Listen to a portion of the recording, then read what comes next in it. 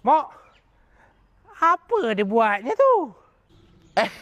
Kak, tak ada apa lah Kak. Ni, buat-buat ni masa lapang menanam. Rajin berbenar pula engkau menanam ni. Kak, engkau tak tahu ke? 27 hingga 29 Jun ni, dekat dataran sejarah Air Keroh tu, ada Melaka Agrofest. Dah, apa benda pula tu? Melaka Agrofest ni kan sempena menyambut Hari Penternak, Peladang dan juga nelayan kat dalam negeri Melaka ni tau Kak. Diorang ni tiap-tiap tahun sambut. Tak nak tahu siapa yang rasmi tu? Ketua Menteri Melaka tau. Datuk Seri Utama Abdul Rauf bin Yusof. Yang berkira-kira aku bercocok tanam ni bukan apa. Melaka Agrofest ni ada buat satu pertandingan. Dekat 30,000 hadiah ada tau. Aku ni dapat bawa balik 3,000 pun dah okey lah Kak.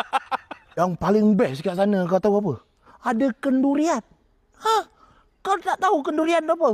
Ni yang makan sebanyak-banyak tidak durian tu tau. Aku ni mulalah bila dengar durian banyak-banyak, aku ni tak boleh bau durian tu. Memang aku sakau semua tu nanti. Bukan tu je Kak.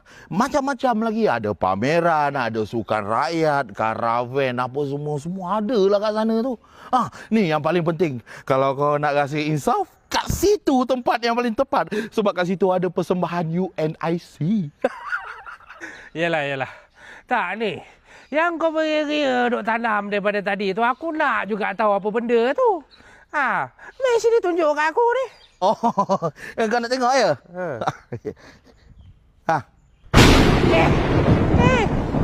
Apa yang kau tanam ni?